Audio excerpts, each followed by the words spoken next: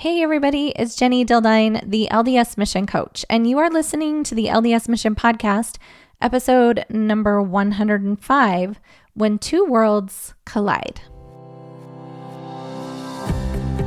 I'm Jennie, the LDS Mission Coach, and whether you are preparing to serve a mission, currently serving, a returned missionary, or a missionary mama like me, I created this podcast just for you. Are you searching for epic confidence, ready to love yourself and to learn the how of doing hard things? Then let's go. I will help you step powerfully into your potential and never question your purpose again. It's time to embrace yourself, embrace your mission, embrace your life, and embrace what's next. Hey everybody, welcome to the podcast. I'm so happy you're here. Because if you're here, that means that you are interested in up-leveling the mental and emotional health of our missionaries, both preparing, currently serving, and also our returned missionaries. I wish I could share with you the number of strategy calls that I've had over the last 4 years of missionaries who are just struggling, or parents who are trying to help their missionaries who are just really struggling. And I really believe that if we can get some mental and emotional tools out to more of these missionaries before they leave, that it can be completely transformational for the mission experience. Now, don't get me wrong. I know it's supposed to be hard out there. I know that the only way to learn stuff, right, is to kind of go through the hard. I talked about that on the last podcast, my Thriving podcast. But it doesn't have to be a cause for suffering. It doesn't have to be, the mission doesn't have to be a reason that we're just like completely taken out or completely lose our identity or self-worth. And I think that the answer to that is mental and emotional tools and strategies that you can take with you on the mission. That is why I'm so excited. I have some really, really fun and cool stuff coming up this fall. And we are going to make my mental mission prep course bigger and better and more fleshed out. So that you can get more one-on-one help, just because I feel like this is so important. So stay tuned for that. It's going to be amazing. And if you want to know when it's coming, why don't you just send an email to me, jennie@jenniedildine.com, and I can add you to my Tuesday Tidbit weekly email, which is just so fun to write every week for you guys. And I do get tons of feedback that it's super helpful and has lots of good insights, and they're meant to just keep your head in the right place. So that's going to be an added bonus, that you just get those little hits of inspiration and tips and tools to your inbox. But the other bonus of being on that list is that you're going to know when big stuff is coming, and there's a lot of big stuff coming this fall. In fact, I've just been in the process of interviewing coaches to work for me so we can expand this work and grow it, certified coaches. But in the fall, so file this away somewhere, I'm also going to be hiring returned missionaries to be mentors to preparing missionaries. So that's going to be really, really cool as well. If you're interested in that, go ahead and also just shoot me an email and say, hey, I'm super interested in getting on that list that I'm going to reach out to once I'm ready to hire those returned missionary clients. I've already gotten so much response to all of this, which, I didn't expect such a big response on the one hand, but on the other hand, it makes sense because I think you guys care about this as much as I do. And there's a lot of people that want to help, and there's a lot of people that want to make a difference for the mission experience, and that's amazing. So thanks for being on this journey with me. Today, I want to talk about when two worlds collide, and this is sort of a concept that I've been playing with in my mind for the last little while. And the image, sometimes I think in images, so I don't know if you're a visual person too, But the image that I've had is, remember when you were in high school or college and you would find an intersecting point on a graph. So there would be one line that you would solve for, and then you would solve for the other line. And then the answer to the whole equation or the problem was that dot right where the two lines intersected. And I've been thinking about this a lot, that this is actually represents many, that tiny little dot represents many of the interactions that we have with other people, especially in the grand scheme of things. So those lines, usually, if I remember right, and another math major or something could totally correct me, but I'm pretty sure that those lines have arrows on each end, both lines, which means that that line existed before it even came onto this graph, and that line is going to keep existing after it goes off of this graph. And that is the case for both of these two lines. So this little tiny dot is just a brief moment in time where our world collides with someone else's world. And maybe it's just like we have a quick conversation with someone at church, or maybe, one of our friends that's interested in the gospel, maybe we have a lesson with them, or maybe we bump into a roommate that we had long ago. Even, I was thinking about this, even when we consider that these two lines that have arrows on each end, even when you consider the amount of time you spend with a companion, which, usually it's one transfer, two, sometimes as many as three, that time is also relatively short in comparison to how far each of those lines go in either direction. So the thing that's interesting about this is I think it's super powerful to realize that the person that you're interacting with, when your worlds collide, whether that's your companion, someone you're teaching, someone you meet in a ward you just got transferred to, someone you just met at the ward party or at a ward FHE or something like that, that they have lived a whole life up to that point. So they have been thinking and feeling and experiencing and doing all kinds of things from the time they were little up until that very moment when your lives collide. And so there's no way to sort of know what is going on for someone on the inside, because it's all based on their behavior, their actions, their thoughts is all based on the environment in which they have been living that line. So here's a few amazing things that we can take from this, though. Is number one, don't make that intersection point. When your two worlds collide, don't make that a sticking point for you. And I can't emphasize this enough. If I could just shake every single one of you with your companion, is just because your companion shows up a certain way, don't let that be a sticking point for you. Don't let that one intersection, whether it's 6 weeks or 12 weeks or 18 weeks, don't let that one little intersection change the course of your line. What's true is, because the other person's line has been extending way before you even met up on that graph, is that interaction, the way that your companion shows up in that moment, has very little, if anything, to do with you. That's actually true. Their own thoughts, feelings, and behaviors, and the actions that they've taken and the experiences that they've had led them up to that point.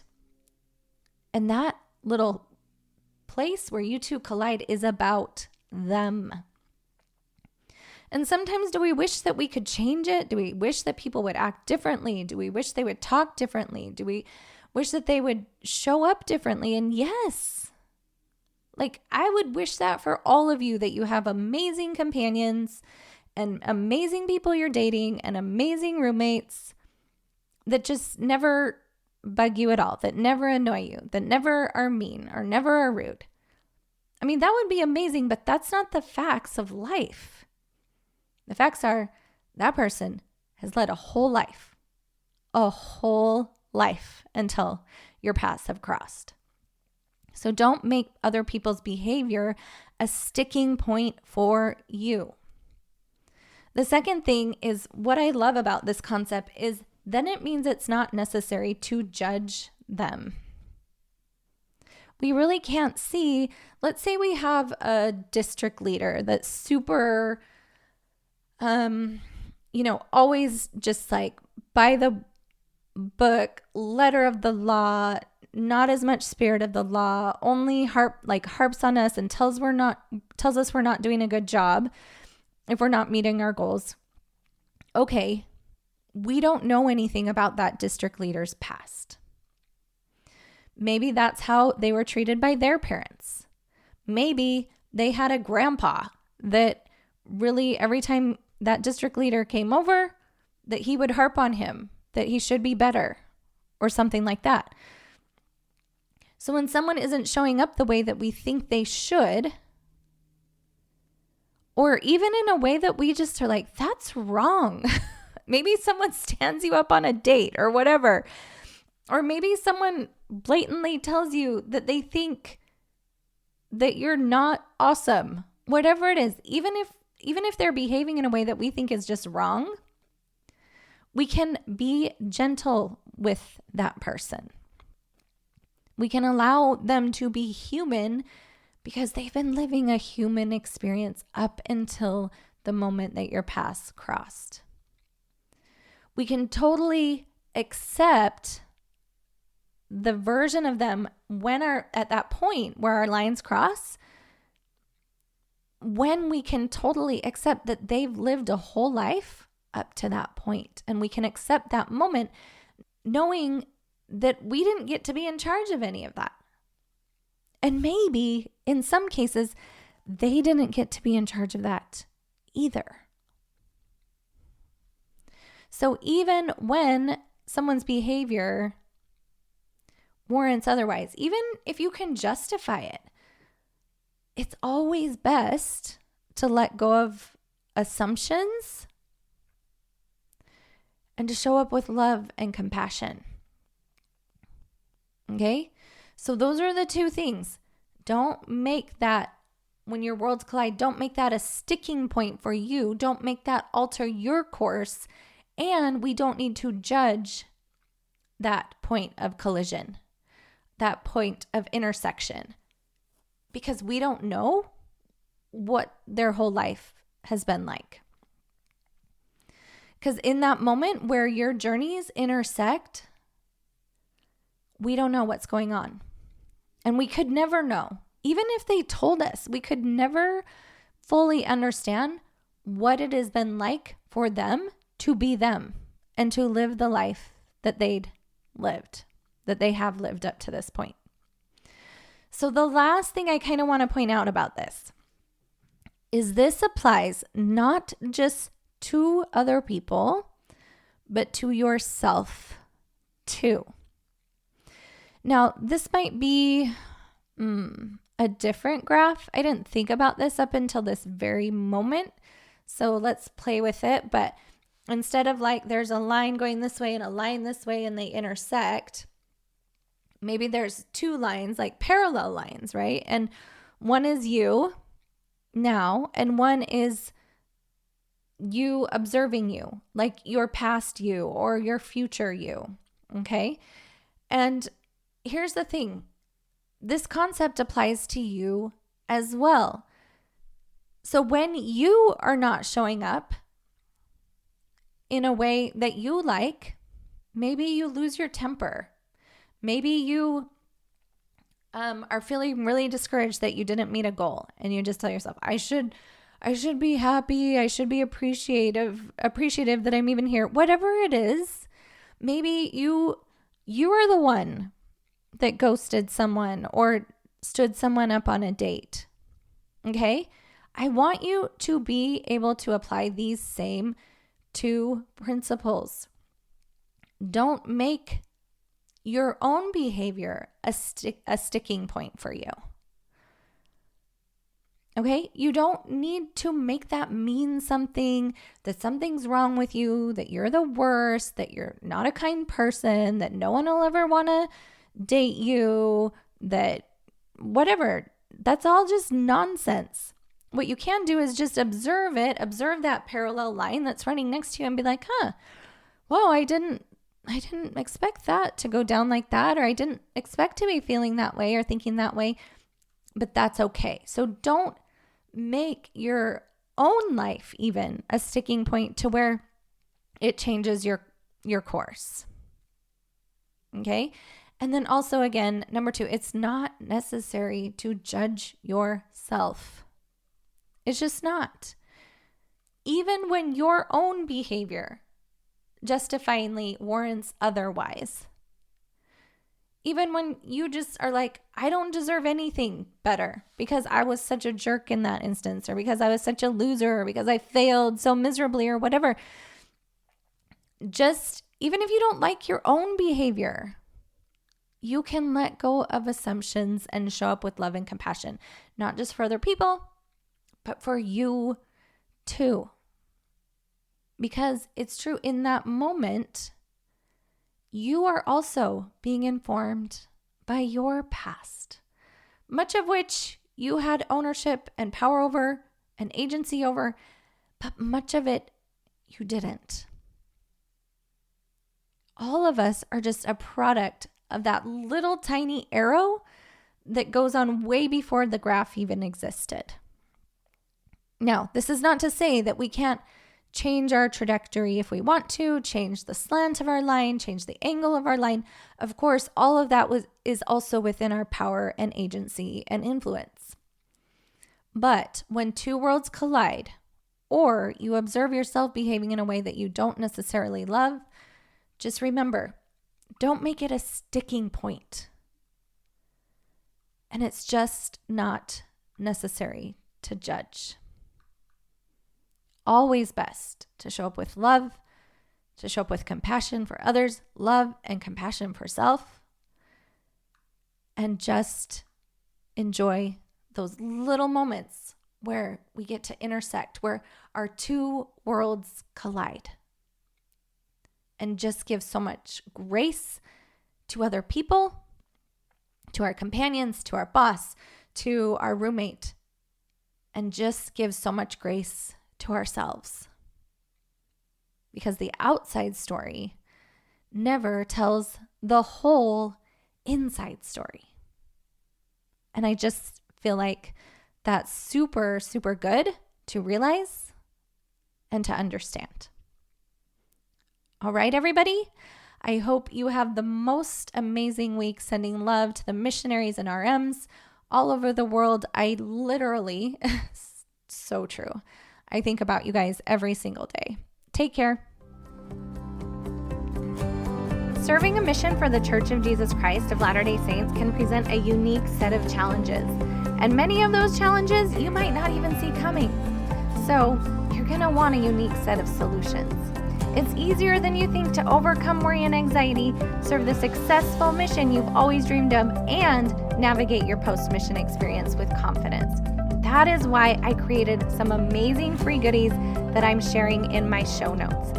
Maybe you'll want to grab the free training for preparing missionaries, my video course for RMs, or maybe you and I should hop on a free strategy call. If you're ready to take your preparedness to serve or your preparedness to come home to the next level, then go grab one of those freebies. And in the meantime, no matter which part of the mission experience you are involved in, just know that Jennie, the LDS mission coach, is thinking about you every single day.